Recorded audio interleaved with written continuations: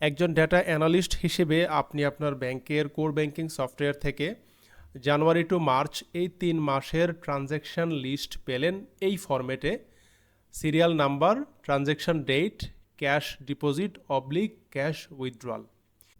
এখানে আমরা দেখতে পাচ্ছি যে ক্যাশ ডিপোজিট এবং ক্যাশ উইথড্রয়াল দুইটা অ্যামাউন্টে কিন্তু একটা কলামেই দেওয়া আছে।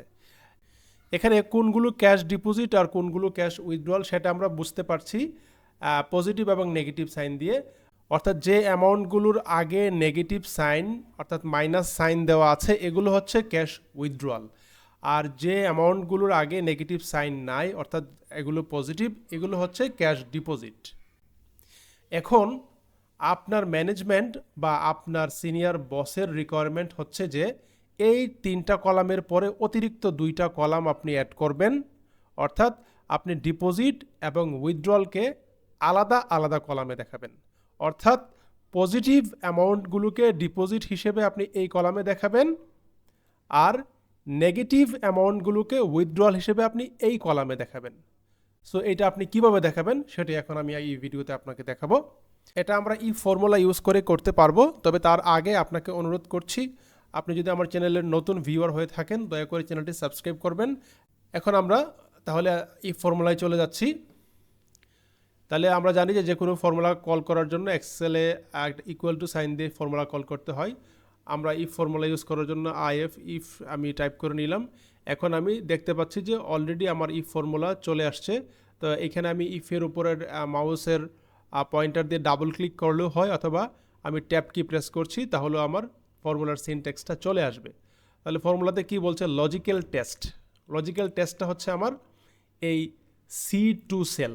C2 সেল যদি গ্রেটার দেন 0 হয়, এটাই হচ্ছে আমার লজিক। লজিক্যাল টেস্ট মানে আমার লজিকটা কি? লজিকটা হচ্ছে যে C2 সেলের ভ্যালুটা যদি 0-র চাইতে বড় হয়, 0-এর চাইতে বড় মানে কি? 0-এর চাইতে বড় মানেই তো পজিটিভ।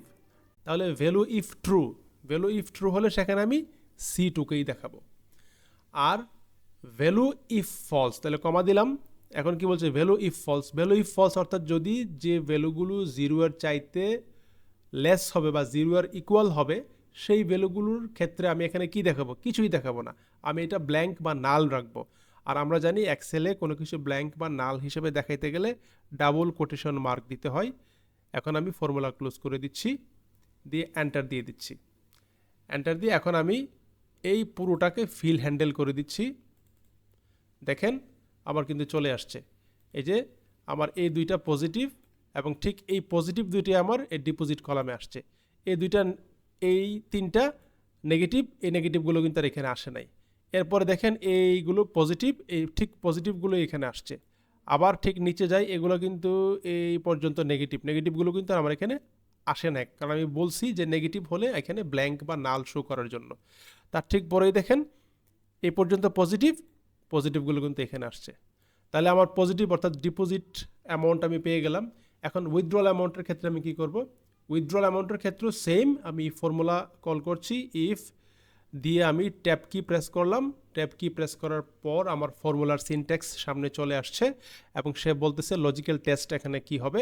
লজিক্যাল টেস্ট হচ্ছে আমার এই যে এই কলামের C2 সেলের ভ্যালিউ যদি, এখন কি বলবো, আমার এখন দরকার হচ্ছে নেগেটিভগুলো। তো নেগেটিভ মানে কি? Less than 0। এই C2 সেলের ভ্যালু যদি লেস দেন 0 হয় তাহলে আমি কি চাচ্ছি? লেস দেন 0 হলে আমি এখানে C2 সেলের ভ্যালুটাকেই দেখাবো। তাহলে আমি ভ্যালু ইফ ট্রু এর জন্য C2 সেলটাকে সিলেক্ট করে নিচ্ছি, তারপর কমা দিচ্ছি। এখন কি বলছে? Value if false. আমার এই কলামে কি দরকার? আমার এই কলামে দরকার তো নেগেটিভ ভ্যালুগুলো, তাই না? তাহলে এই কলামে আমি পজিটিভ ভ্যালুগুলো তো আর শো করব না। তাহলে পজিটিভ ভ্যালুর ক্ষেত্রে অর্থাৎ আমার যদি লজিক ফলস হয় তখন আমি কিছুই দেখাবো না। তাহলে কিছুই না দেখানোর অর্থ হচ্ছে এখানে ডাবল কোটেশন মার্ক দিতে হবে, দিয়ে আমি ফর্মুলার ব্র্যাকেট ক্লোজ করে দিলাম, এন্টার দিলাম। দেখেন আমার এখানে কিন্তু কিছু আসে নাই, কারণ হইলো এই যে দেখেন এটা কিন্তু পজিটিভ ভ্যালু।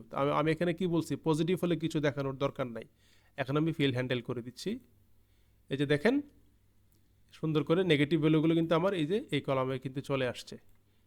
এগুলো যেগুলো পজিটিভগুলো কিন্তু এখানে আসে নাই, পজিটিভগুলোর জন্য কিন্তু এখানে আমি নাল শো করেছি।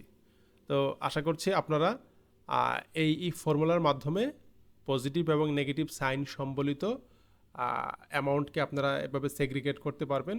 আর সেটা যদি কমার্শিয়াল ভিউ পয়েন্ট থেকে বলি বা ব্যাংকিং কনসেপ্ট থেকে বলি, ডিপোজিট এবং উইথড্রয়ালকে আপনারা এভাবে সেপারেট করতে পারেন। এখানে দেখেন আমার কিন্তু একদম শেষ পর্যন্তই কিন্তু আমার এই ফর্মুলা কাজ করেছে, একদম শেষ পর্যন্ত কিন্তু দেখেন এই যে এই নেগেটিভগুলো আমার এই কলামে আসে নাই, নেগেটিভগুলো আমার এই কলামে আসছে।